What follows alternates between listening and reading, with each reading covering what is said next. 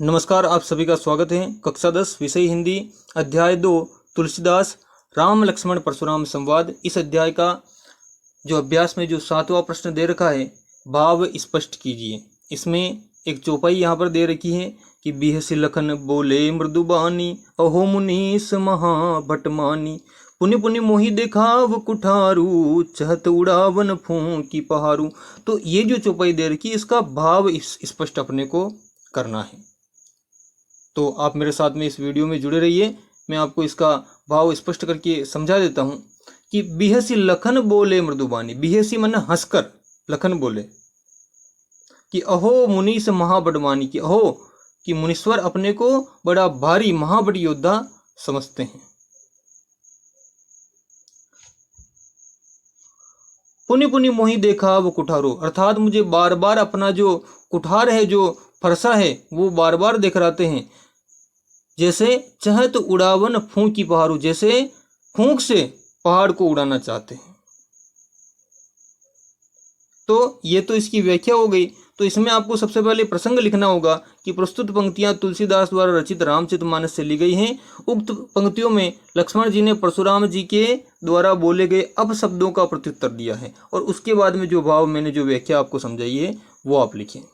यहाँ कुंबड़बतिया को नाई, जे तर्जनी देखी मरी जाई, देखी कुठारू सरासन बाना, मैं कुछ कहा सहित अभिमाना। तो इस चौपाई का अब हम भाव स्पष्ट करेंगे। सर्वप्रथम इसका प्रसंग समझ लेते कि प्रस्तुत पंक्तियां तुलसीदास द्वारा रचित रामचरितमानस से ली गई है, और उक्त पंक्तियों में लक्ष्मण जी ने परशुराम जी के द्वारा बोले गए अपशब्दों का प्रत्युत्तर दिया है। अब कैसे दिया है कि यहाँ कुंबड़बतिया को नाई, फर्स्ट में क्या कहते हैं कि यहाँ कुंबड़बतिया को नाई। अब कुंबड़बतिया क्या होता है?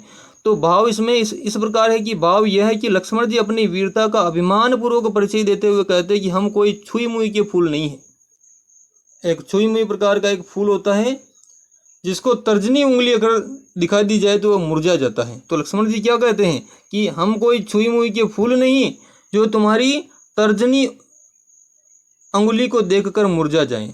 हम बालक अवश्य है, परंतु फरसे और धनुष बाण हमने भी बहुत देखे हैं, इसलिए हमें नादान बालक समझने की भूल न करें।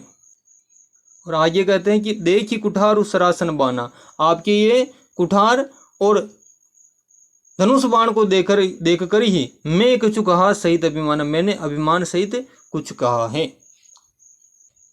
इसी प्रश्न में अगली चौपाई दी गई है। गाधि सुनो कह हृदय हसी, मुनि हरियरे सूज, अयमय खाड़ न ऊखमय, अजहुन बूझ अबूझ।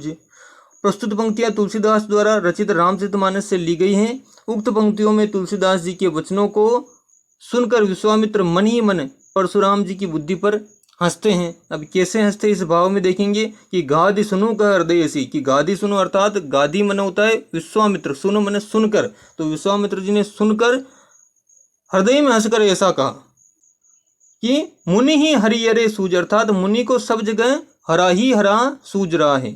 अयमय खाड़ न ऊखमय, अब इसका क्या है कि जिन्हें ये गन्ने की खाड़ समझ रहे हैं वे लोहे से बनी तलवार की भांति है। इस समय परशुराम जी की स्थिति सावन के अंधे की भांति हो गई है, जिन्हें चारों ओर हरा ही हरा दिखाई दे रहा है, अर्थात उनकी समझ अभी क्रोध व अहंकार के वश में है, अर्थात वो श्री राम और लक्ष्मण को अभी तक पहचान नहीं पाए हैं।